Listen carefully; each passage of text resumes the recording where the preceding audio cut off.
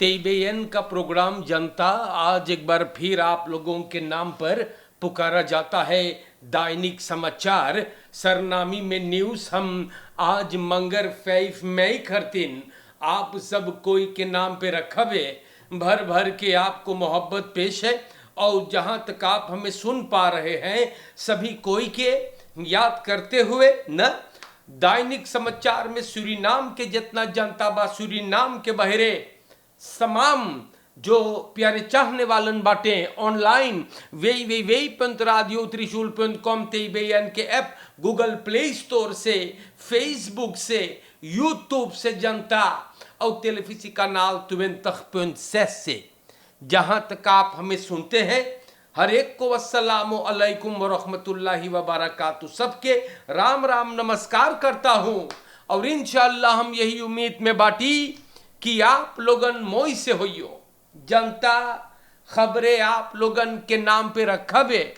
आगे जाते हुए अगर आपके घरे आज कोई फरियारी है कौन खुशी के बाद भइल हम लोगों ने आपको बधाई और मुबारकबाद पेश करीला। बीमार बाटे तकलीफ परेशान सिकन हईस में या अपने घरे तो आपके तंदुरुस्ती खतीन दुआ प्रार्थना है कि आप मजे में हो जाए इंशाअल्लाह। और सूरीनाम में आइले फकांसी से तो हम लोग आपके स्वागत करीला मोहब्बत के साथ। सफर करियो कहीं से भी तो आपके सफर में आसानी होए। और अगर आपके फैमिली में कोई गुजर गे बा तो हम लोगन आपके दुख और तकलीफ में शामिल बाटी आपको याद करते हैं और खबरें यहां से हम बयान करब। हम जानीला आप लोगन इंतजार कर लो अब न्यूज पेश होवे तो हम आपके बता दे। सबसे पहले वेर बरेख मौसम के बारे में चर्चा कर दे। ब्रॉन स्टार न्यूज बा और प्यारे भाइयों देखो यहां पे सब बतावे हैं हम लोग से बोले लेख्त वेसल फालख वेर में कांस और बेवन इन द मेदाख सूरीनाम के जनता वेर आज के लिए सब बोले हैं बदल बदल के घाम बादल और संझा के बोले फोराल बेनलांत में पानी सवेरे झूर घाम यस और बोलल गयल है जैसे दिन बीतेगा फोराल बेनलांत में रेखन एनॉनवेर्स बया। तो आपको हमने वेर बरेख के साथ खिदमत कर दिए। मौसम के साथ हमारे खेतियर सब कोई जो काम करे इस पर आप लोग जरूर से अमल करें।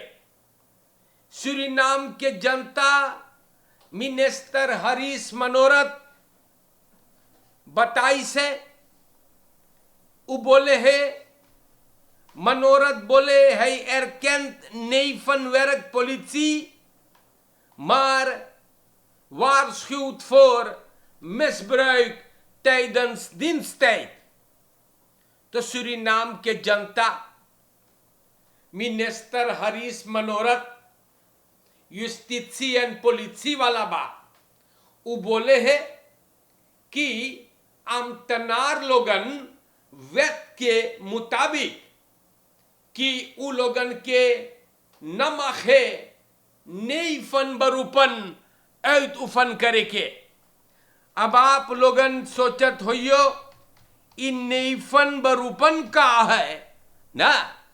तो नईफन बरूप के मतलब है कि वो एगो काम है तोर काम के बाद में या दस एगो एक्टिविटेट या एगो और काम तोर काम के बाद में समझ लो ना। आपके होफ बरूप के बाद में आप एगो और काम जोन करियो बोले आम तनार लोग के नमाखे और मार बोले प्रत्येक में ऐसे ना बा।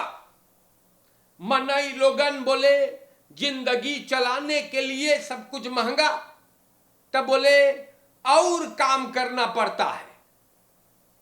एन मिनिस्टर बोले वो एरकैन करे कि ऐसे होवे है बाकी बोले मिसब्रेक न करियो। जी हां दिन स्टेट में दिन तय थे तो काम चाहिए, या ऐसे मनोरथ सबके समझावे है। और वो बोले कि सालाना मतलब यार लक्ष्य 300 लोग दिन छोड़ के जा है तकरीबन बाहर काम करे बैतलंत में, जहां पे और मोई पैसा। तो सूरीनाम के जनता हरीश मनोरथ कौन सी बतिया है ये? अरे भाई तू अपन मान छाप, और सरकार अगर लांटी कम करता मोई भरे तो कौन काम है और काम करे के? ये लोग ही देशवा में पगलाई गए है का? तो सूरीनाम के जनता कोई के थोड़ो पगला कुत्ता काट ले इस बार, समझे है ना आप? अरे कोई के पागल कुत्ते ने थोड़ा काट ले इस है कि वो जाई 2-3 काम करे, ओकर जीना मुश्किल होता है तो जरूर जाए अंत्य काम करे। कोई थोड़ा लाई के दे ओके कि ले भैया ले ले तू कमा खा। तो ई लोगन के चाही सोच समझ के बतियाई के, या लेकिन हम कौन सी बोली यार? ये सूरीनाम के जनता जब हम लोग का और आगे बढ़ीला, देश के हालत बड़ी खराब है, या बहुत आफत, और तमाम वो बातें जो जरूरी बा हम आपके नाम पे रखने की कोशिश करते हैं। अब हम आपसे बता दें, सूरीनाम के जनता खबरें आप लोगन के नाम पे रखते हुए अब हम आई गईली बाटी वातरकांत.नेट पर, और यहां पे लिखल बा वातरकांत.नेट पे सब बोली से Glenn Euler's per direct nieuwe voorzitter VHP tot partijcongres in 2027.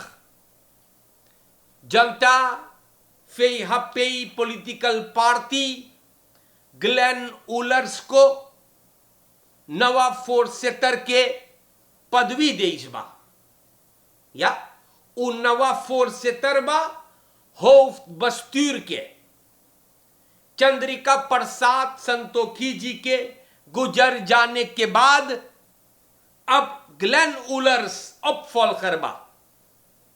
ई फैसला 4 तारीख मई को लेवल गई जोन बीतल बा कलहिया हो बस्तूर को फरखादरिंग लगाइस बा, और पार्टी बोले फर एस्टर हत्वे दर्द मेरदर हैत अंताल या स्टैट्यूटर बस्तूर मौजूद रहिले, और बोले एगो बढ़िया बसलैत सब लेइस बा। तो सूरीनाम के जनता इससे बात है, और सब बोले है कि खुद क्योरेंग बा उलर्स फेंक्सी में रही फोर्सेटर के नई खनंतुवेंतक मई 2027 तक, और उरोज या सभन बोले है कि उदातम पर हो बस्तूर्स फरकिसेंग रही पड़ते कांग्रेस के जरिए से।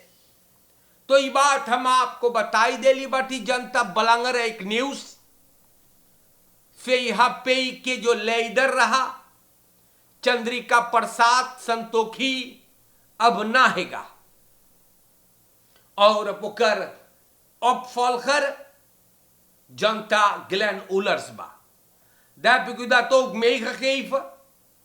और यहां पे हम देखिला officer and terminal manager Kanavaima op non-actief gesteld. To adviseur Sencha Enser और terminal manager Leslie Daniel Kanavaima के ई लोग के कलहिया सभन नॉन एक्टिव पे कर दी इस बार, और सभन फैसला लेस काहे आमदाद अंदर सुख चालू है। या onderzoek चालू है सीएमसी यानी कनावाइमा मैनेजमेंट कंपनी में फिनेंशियल मालफरसाची एंड करप्सी चोरी है। बोले चोरी भइल है और onderzoek चालू है, ओही खरतीन सबन घरे भेज दे इस बाटे। तो चारों कंती खाली चोर हम बताइल आपसे, खाली चोर हमारे जनता, वही खरतीन देश तरक्की करने का नाम नहीं लेता। जिधर देख तू उधर चोर बैठल बा, तमाशा खाली हम बताइल आपसे। प्यारे भाइयों, हम आपको लेकर के और आगे बढ़ीला। मोन्टेर ऑफ खपत बड़ी बचाई हम बताइला, ओतो वगैरह जइहे बनवावे बहुत बचाई के, कारण की मोन्टेर देखो मोन्टेर फंस गए और सूरीनाम के जनता मोन्टेरवा बदमाशी करी सका। जी हां, मोन्टेर 23 jaar opgepakt na klachten over verdwenen Audi en bedreiging. Deek tamaşa, 23 jaar के मोन्टेर एम गुजरे हुए शनिचर के पुलिसियों के ले गए और उठा के भीतर करी से बोले ओप्लेक्टर है, ए गायब करे बा और बदरेख करी से तो जांगो Drien 39 jaar के aangever SH 2 मर्तबा नालिश करे लातूर के सिपाही लगे ई मोन्टेर के लिए। बोले गुजरे हुए साल वो अपन औदियो देश बोले मौतर कप बोली रही पारेर करे के aangever जो नालिश करी से वो बोले $600 भरी से और फिर 12.350 SRD reparatie रेफिसी मौतर के कप के लिए। आज तक बोले अबे गाड़ी ना मिलल है, या निवारी में नालिश करी सो दूसरी बार अप्रैलवा में करे बा ना, और जे नालिश करी से बना दिल तो मोन्टेरवास बतिया की का बात है, तब बोले देख हाँ बदरेख किया है, बोले तो कब चटवा दे बुरा मलाई बतिया ये था और जनता पुलिसी ई मोन्टेर को ले गए बा। तो देख तमाशा मोन्टेर लोगन के natuurlijk na sap zeker de goeie niet nagesproken, maar als u zich aangesproken voelt, dan moet u werken aan uw gedrag. है कि ना? मार देखो ये मोन्टेर चप रहा है ये मोन्टेर कुलच्छन ओ तो ले इस बनावे के $600 12.000 SRD भी ले इस, और आज तक अबे हो तो ना बनल है। तो प्यारे भाइयों खाली तमाशा खाली तमाशा हम आपसे बताइला और नालिश भइल है तो मोन्टेर बंद। आप लोगन के रोज समझाइला, रोज हम आप लोगन से बतियाइला तो कि ओ तो कोई के घरे ना छोड़िए, बोलीला ना, ओ तो फिर से बोलीला, ओ तो कोई के घरे ना छोड़िए बनवावे खतिन। जानो काहे? देखले का भइल है अबे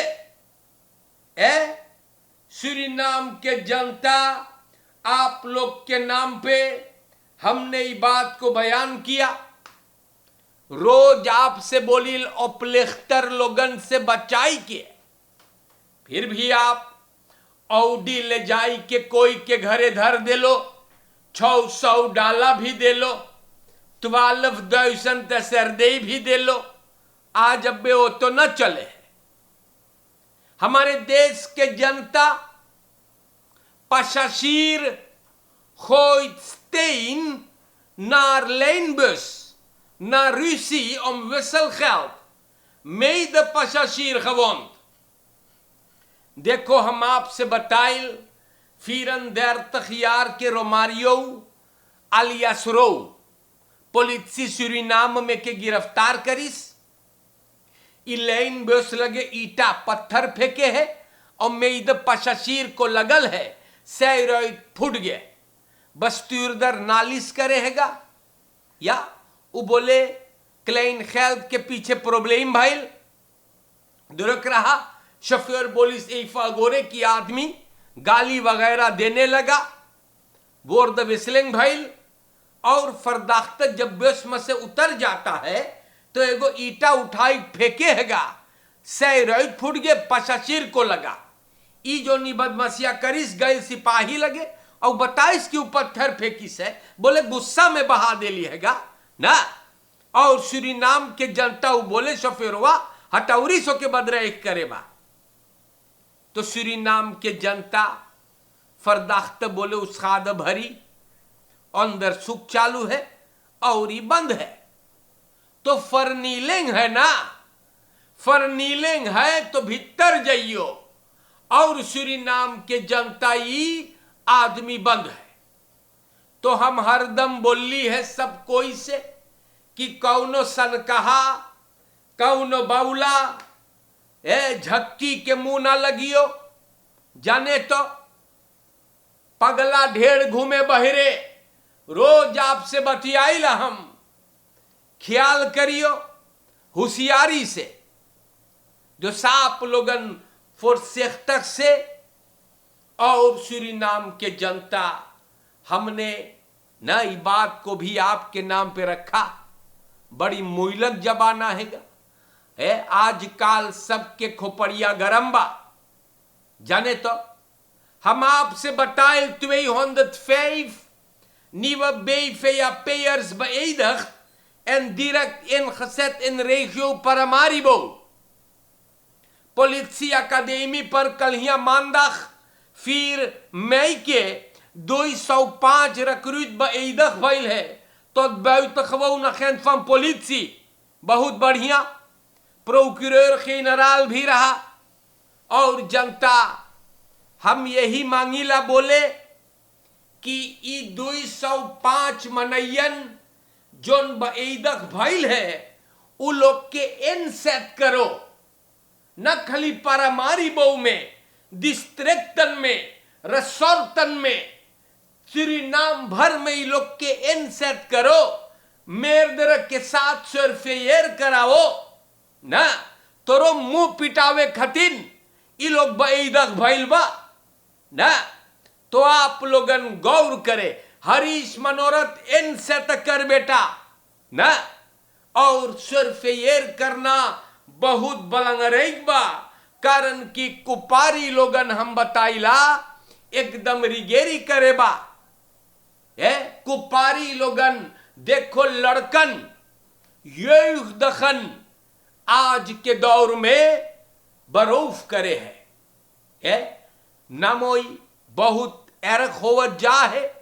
और हम आप लोगन से गुजारिश करीला, मिनिस्टर हरीश मनोरथ रखेरेंग जाने तो और पार्लियामेंट वाले आवाज उठाते हैं ना।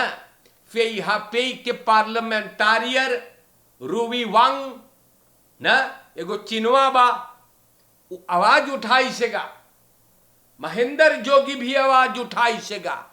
मां सबन बहरा बनल बा। जोन मनयन के चाही इन कौम करे के ना, उ लोगन गूंगा और बहिरा खेले हैगा। जो हीरान मुतरवत खदान वर्द जनता, कारण कि न मोई बाई चीजवन हम आपसे ही बतियन रोज बतियाइला, रोज आपसे बोलिल सतर्क रहे, अलर्ट रहे, होशियार रहे आप लोगन। तो मार फिर भी पढ़ल जा है अखबार में खली बबाल मोई से आप लोग रहियो। फिर देख बोलबे चोरन चपाटन से बच करके, फरकेर में होशियारी से, लड़कन से बात करे। लड़कन बड़ा ऐ खवैस डमाडोल होई के बा हम बताइला।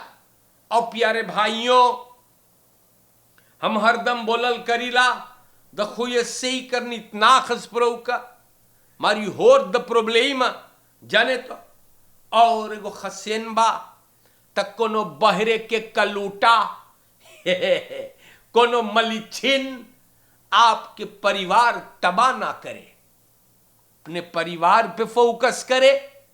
जाने तो ख्याल करियो मोई से। और ये भी आपसे बता देते हैं कि अपलेख्तर देखो मोन्तेर का करीस है, नमक हराम चप रहा कुलच्छन मलिच हम बताइला। ई लोगन से आप जरूर से होशियार रहे, सतर्क रहे, अलर्ट रहे और जनता मोई से रहियो। आज के लिए भाई जैन अनिरुद्ध के दुकान में भी बड़ा जनता दैनिक समाचार के लिए मौजूद हो जाते हैं, दुकान भर जाए हम बताइला। बड़ी धन्यवाद देते हैं सभी को। और बाहर मुल्क के चाहने वाले श्रीमान मित्रा सुखदेव प्रोग्राम का भी बहुत पसंद करने वाला है। सब कोई के मोहब्बत, लक्ष्मी नारायण मगाहू सबके मोहब्बत देते हैं। नीदरलैंड से उत्तरेख्त के रहने वाले परिवार चित्रा जयपाल सभी को मोहब्बत है।